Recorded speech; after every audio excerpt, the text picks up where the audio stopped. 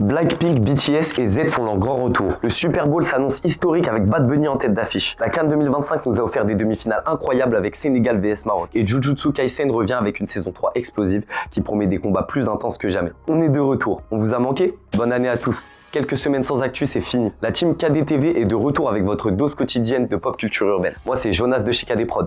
Pour le récap avec un cas. Actu pop culture urbaine journalière sur Instagram kdtv.off. On va dérouler tout ce qui a marqué fin décembre jusqu'à aujourd'hui. La musique, le cinéma, gaming, sport, mode et manga. C'est parti. Cette fin d'année a vu Paris s'illuminer avec des expos visuelles massives mêlant mode, art, photographie, attirant les amateurs de culture urbaine dans toute la capitale. Les musées et les galeries ont enrichi leur programme, transformant la ville en carrefour artistique incontournable cet hiver. Pendant que les grandes maisons recyclent souvent les mêmes noms, une nouvelle génération de designers indépendants s'impose doucement mais sûrement. Voici le top 3 des créatrices à suivre en 2026 d'après Le Monde. Ashlyn Park.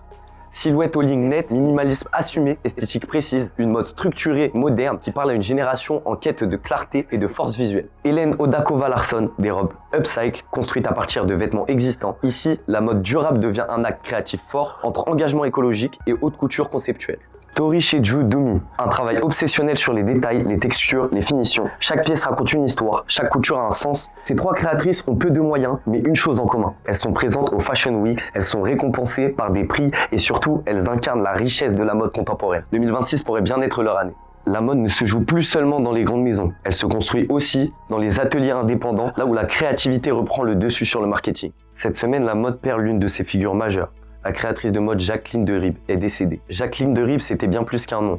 Une silhouette, une allure, un symbole d'élégance absolue à la française. Muse, designer, aristocrate, elle incarnait une mode intellectuelle, théâtrale et intemporelle, portée aussi bien dans les salons que sur les podiums. Son influence dépasse largement ses collections. Elle a marqué la haute société, la création parisienne et toute une vision de style comme art de vivre. La mode avance vite, mais certaines figures laissent des traces indélébiles. Des trottoirs parisiens aux fauteuils des salles obscures, parlons cinéma. 2026 s'annonce comme l'année du jeu vidéo sur grand écran. Les studios misent massivement sur les licences cultes. Retour à Silent Hill sort le 4 février 2026. Christophe Gans revient avec une adaptation fidèle du jeu Silent Hill 2, ambiance horreur pure. Super Mario Galaxy, le film, suite du carton de 2023, arrive le 1er avril. Couleur et aventure, box-office assuré. Mortal Kombat 2 débarque en salle, plus ambitieux, plus violent et cette fois pensé pour le cinéma et pas seulement pour le streaming. Street Fighter revient le 14 octobre, version colorée, fun, loin du nanar, fidèle à l'héritage Capcom. Resident Evil tente un vrai reboot le 16 septembre, réalisé par Zack Krieger, nouvelle référence de l'horreur moderne. Et pour finir l'année en famille,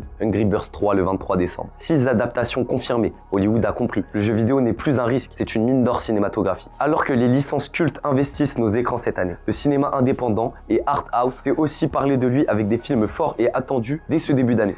Father, Mother, Sister, Brother est l'un des films les plus attendus de ce début 2026. Écrit et réalisé par le légendaire Jim Jarmusch, ce long métrage triptyque explore en 3 histoires les liens familiaux complexes, enfants adultes, parents distants, réconciliation difficile, avec un casting 5 étoiles comprenant Tom Waits, Adam Driver, Mayim Bialik, Kate Blanchett ou encore Charlotte Rampling. Le film a d'ailleurs gagné le Lion d'Or à la Mostra de Venise 2025, ce qui en fait un des plus grands projets respectés de la saison, sorti en salle en France 7 janvier 2026. Ma Frère est une autre sortie cinéma significative du 7 janvier 2026, une comédie dramatique française réalisée par Lisa Coca et Roman Guéret, déjà remarqué à Cannes. Le film suit Shai et Djeneba, 2 amis de 20 ans qui passent un été à encadrer une équipe d'enfants dans une colo dans la Drôme, naviguant entre responsabilité, amitié et passage à l'âge adulte. La distribution inclut Amel Bent, Fanta Kebe et Shiren Nataf, et ce qui donne au projet une vibe française sociale, sincère et touchante. Après les grands écrans, place aux univers interactifs, le gaming.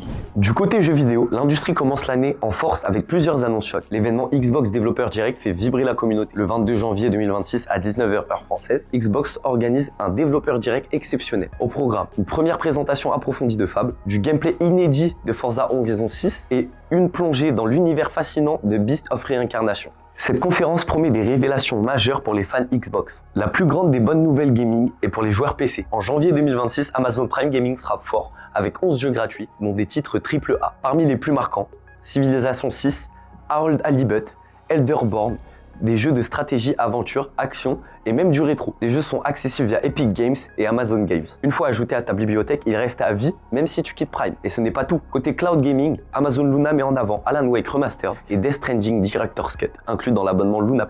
Au Japon, un garçon de 12 ans crée la polémique. Streamer depuis plusieurs années, suivi par plus de 230 000 personnes, il annonce arrêter l'école pour se consacrer entièrement à l'e-sport et à Fortnite, avec l'accord de ses parents bien sûr. Objectif, la Coupe du Monde Fortnite. Selon lui, s'entraîner moins de 10 heures par jour ne suffit pas. Et son père confirme, dans l'e-sport, certains joueurs s'entraînent 13 à 14 heures quotidiennes. Une décision qui divise entre rêve à poursuivre et éducation sacrifiée. Côté innovation tech, LG lance un moniteur OLED GX7 taillé pour le gaming compétitif, offrant des fréquences jusqu'à 540 Hz et des temps de réponse ultra rapides, de quoi séduire les pros et les amateurs. Des écrans et pixels au terrain et aux exploits physiques à son sport. Alors que le calendrier sportif redémarre après les fêtes, quelques actus fortes sont à retenir. Retour des principaux championnats européens avec notamment des matchs clés pour la CAN, du lourd qui arrive en rugby et du basket avec le tournoi international de Dubaï, marquant le début de la phase aller de la saison 2025-2026. De quoi relancer les débats de classement. En rugby, des affiches ont animé les fans à Lyon, montrant les équipes LOU, VS Section Paloise et ASVEL, VS Real Madrid, prouvant que le sport français rebondit aussi en 2026. Tournoi international de Dubaï 2026, un des événements à surveiller est le 35e Dubaï International Basketball Championship qui se déroule du 23 janvier au 1er février 2026. 8 équipes nationales et clubs d'Afrique, du Moyen-Orient et d'Asie ont confirmé leur participation, promettant un spectacle compétitif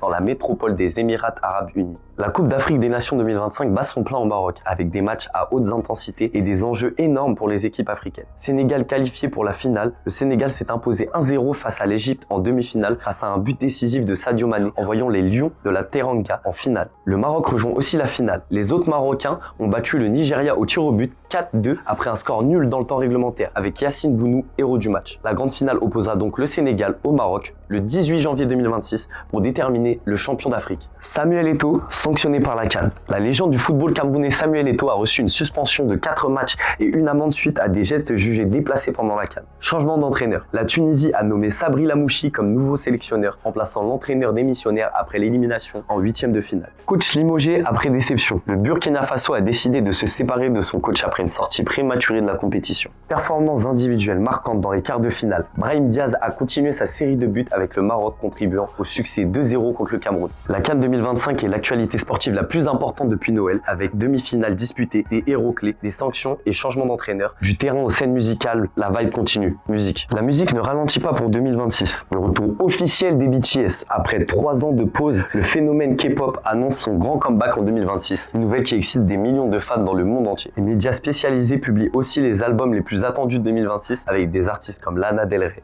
Beyoncé, Rihanna, A$AP Rocky ou encore Doechii et Gorillaz en tête de liste.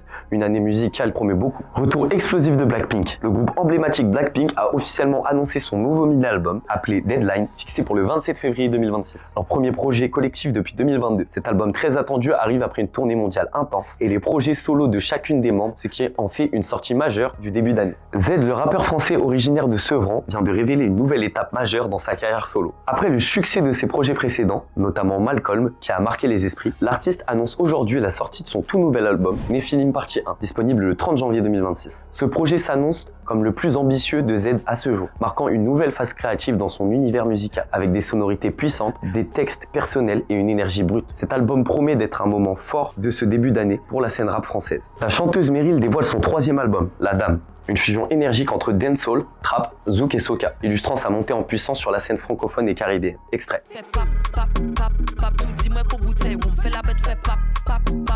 Bad Bunny a été officiellement annoncé comme l'artiste principal du halftime show du Super Bowl LX qui aura lieu le 8 février 2026 au Levi's Stadium à Santa Clara, Californie, près de San Francisco. Il s'agit d'un moment historique car c'est l'une des premières fois qu'un artiste latino issu de la culture urbaine mène ce spectacle ultra médiatique, célébrant la culture latino et le reggaeton devant un public de centaines de millions de téléspectateurs dans le monde.